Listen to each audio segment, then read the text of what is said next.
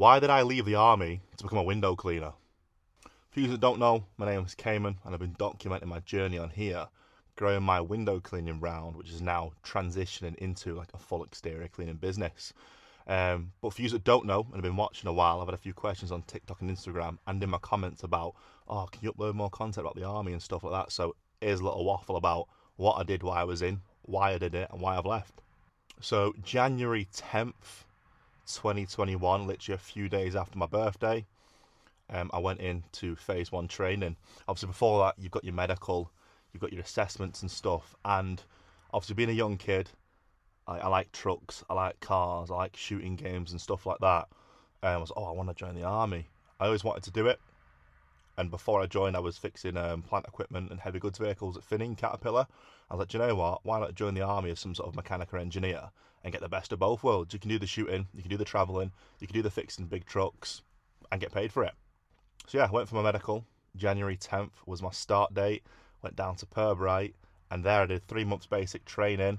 Absolutely loved it. For those who've been in the army, I think everyone can agree that like phase one training is the best time of your life. You're in a block, you're in a room with 12 lads, all kind of have the same mindset of goal of wanting to become a soldier. But we've all come from different backgrounds, so you get on with some people, you fall out with others. It's just like 3 months of chaos, but I fucking loved it. So after you do your 3 months basic training or your soldiering skills, me being a mechanic going into the REME, Royal Electrical and Mechanical Engineers, I went to phase two, which is a bit like college and army mixed together. You're there, you do mathematical drawings, science, maths, you're fixing engines in like a classroom workshop environment. And I was there for like, I think it was just shy of a year. COVID hit then as well, so things slowed down a bit. That's why I was there so long. So overall, I've been about a year and a couple months total phase one, phase two training. Phase two is decent, not as good as phase one. It's a bit more like what you say, institutionalized. Like you've got to be in classrooms and stuff. I didn't like it. It was a bit more serious. And then I went to my first unit up in Newcastle, 3RHA, Albemarle Barracks, middle of nowhere. This was probably a massive point in my life where I developed as a person. You could say through being fucking bullied here enough. So I remember I got to this unit and I was the first new lad they'd had there in, I'm going to say like 18 months to 2 years. And for those that don't know how the army works, you're like fucking fresh meat like prison. You're just terrorised. I was getting, I had bad skin now, but I was getting called fucking pizza face, clear skin. Everyone was terrorising me for my skin. I'd blush red, so like, oh, you fucking going red, and just like proper taking the piss. And obviously, I was still transitioning from being like a young lad to a man. So I put up with this shit, but I'm fucking well glad it happened. Like, the man I am now, don't take shit from no one, quite in control of my emotions. It fucking massively developed me. And in the army, you just call it character building, because the next new lad that comes in, it happens to them. It's just part of the game. If you're in the army, you know, like, you get given shit. It is what it is. You're the youngest. You're the lowest level fucking person in there. That's how it works. So yeah, I went to that unit. And while I was there, I started toying with the idea of like starting a business and stuff like that. And you see them gurus online, oh, dropshipping this, Amazon FBA that, property deal sourcing this. I fell for all of them. Spent £4.5 with Samuel Leeds learning property. I spent £2 with a local lad, Adam, doing Amazon FBA. Learnt dropshipping off my own back. Got a little store set up. Spent £1,600 for an OnlyFans management coach. Did OnlyFans management for a bit. I did all these different things, and they all amounted to small successes. But the only problem was I kept giving up. Like, it got hard, and I'd just give up. And it is quite hard managing a business whilst being in the army. Some people will say, no, it's not. You get all the free time in the world in the army. Yes, you do. But when you don't, you don't. When you deploy and you're on exercise, mate, there's no time to run a business. It falls apart. That's what happened with mine. So I stopped that, moved unit, and ended up with having a massive traumatic injury on my ankle. I've had all my ligaments redone. And that's when I was like, I need to sign off. Like, I'm in constant pain in work. My back's gone. And as I was about to sign off, the medical commanding officer was like, don't do that. You can get medically discharged. You'll be compensated for it. You'll be looked after afterwards. Go down that route instead. So I started that process. And during that process, I was doing also a little bit of pressure washing at the weekend.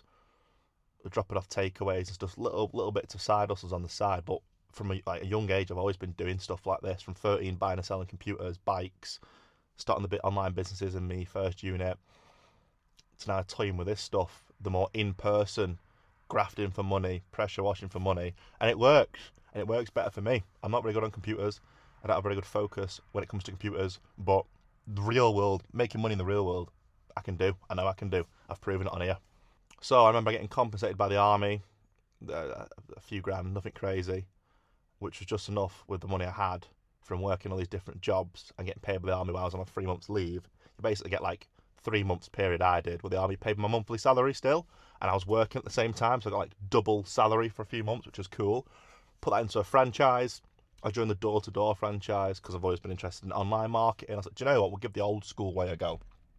So I now have a leaflet distribution franchise, helping local businesses grow through posting leaflets. It's mad. Like, the money's good, the money's bad. When a campaign starts and everyone joins, there's 4 or 5 businesses, give me like £1,000 at a time. Money's up. That lasts a couple of months and fizzles out. And during this time, I had lots of little odd jobs in between just to keep me ticking over. So I had a bit of like sustainable income from pot washing, working about on turkey farms, dropping off food again. I worked at a train place at Alston, but trying to manage my injuries and a business lifestyle whilst being told what to do in work doesn't work. I need a lifestyle where I can work around my own injuries, around the pain. I mean, like now I've pulled my back, it's fucked for the last 2 days, and probably the rest of this week I'm going to struggle working. If I was in employment, I wouldn't be able to go work and I wouldn't get paid, but I can manage it being self-employed, which is ideal. So I was like, do you know what? Work on the trains, bumped into a lad there who's a window cleaner. I was like, I've done pressure washing before, you've done window cleaning before, I've got a leaflet business, how about we start traditional window cleaning? I'll pump leaflets out, we'll window clean together, split the money 50-50. Sounds like a good plan. We did this within the course of like 2 weeks. I've got my trad kit, he's already got his. I already had the van, so I just put roof rack on top, my landlord's ladders out the garage, and we put 5,000 leaflets out in 2 local villages, and we had a few WhatsApp messages. And how it was going to work is we had an early knock on a Friday at the train place. So from 11 o'clock onwards, we'd go out window cleaning, and the weekend if we needed to. So the first weekend I was away, my mate went out and did some. The following weekend, Friday, he was away. My first time traditional window cleaning. It took me 3 hours to do fucking 3 window cleans. Huh? I've never up a ladder before. I'm scared of heights. I'm shaking like a fucking shitting dog at the top of these houses, leaning over with me squeegee. Like, fuck this, man. Like, this ain't scalable. It hurt me ankle climbing up a ladder. It hurt me back doing this mad twist and stuff. I need just an easy way of doing it. Literally, following week, ordered myself a water-fed backpack, brush, doing it from the ground. But even then, lugging refilling it with jerry cans was doing me back in. Like, I'm literally like an old man. And this is where my ADHD brain kicks in. I was like super obsessed with like watching The Uncleanables, The Clean Hour, or Matt Holding from Your Clean Windows, Smout, all these different YouTubers that make content around window cleaning, exterior cleaning. Started like watching hours of this a day of a night time. Fucking hell, I've learned some stuff over these past 3 or 4 months doing this. I was like, I need a van conversion kit. So one day, drove Wales, window cleaning warehouse, picked it up, come back. It was all right. It's in my van now. It's doing me well. Some of you here are probably thinking, oh, well, you can still earn good money in the army. Surely a window cleaner makes less money than like progressing up the ranks in the army. For example, when I was in, I believe it's been like quite a hefty pay rise now, but corporal was on like 36 grand a year. Sergeant was probably like 44. That's probably crept up to more like corporals are pushing 40 now, the max one. Sergeants are probably like 50 grand a year. But let's say a sergeant's on 50 grand a year. For me, to progress being a sergeant in the army, especially being downgraded with injuries, it's going to take me like 10, 12 years to get there. If I was fit as a fiddle, I was taking part in everything still, let's say it's 8 years. Do I want to work 8 years of my life to progress to a job that makes me 50 grand a year? No, that won't get me to my goals of retiring my mum, to buying a couple fancy houses, to getting now to be a business. But back then my goals were retiring my mum and obviously making something of myself. For when I have kids, I can be wealthy, my family doesn't have to struggle with money problems and stuff like that, and the army will not provide that lifestyle. When I was in the army, I've had multiple meetings before I left saying, are you sure it's the right thing to do? The business isn't going to work. I was laughed at by my chain of command, my sergeant major. So many people, when they see someone doing something out of the norm, like to laugh about it, because I think deep down they know that it's something they would do. They ain't got the balls to do it though. And look now, I've made it work. And a few of them have popped up on my TikToks, and I remember you from this camp. And I hope you're watching, because it goes to show that even if people tell you it ain't gonna fucking work, they laugh at you, they take the piss out of you, if you genuinely believe, I am delusional. Like, from a young age, I always knew I would get to this position, no matter what. My goals are priority over everything and everyone in this world. Might sound horrible, but when I acquire these goals, it'll benefit everyone that I'm pushing to one side, why I'm tunnel vision on it. And it's paid off. So one thing for those people, if you're watching this and you're in the army and you want to leave, do it. Don't listen to your chain of command. Don't listen to your peers. Do you know why not? Because they're not in the fucking position you want to be in. You don't want to listen to someone that spent 24 years in the army to progress to a fucking £100,000 a year job, when you can leave and do it and build a business to earn that money yourself in less than 2 years. Just do it. I mean, if you genuinely believe you can fucking do it, you'll make it work no matter what. There's been days where I've had bills due 12 hours time, but I had no money in the bank, and I've gone out and made the money. Just make it work.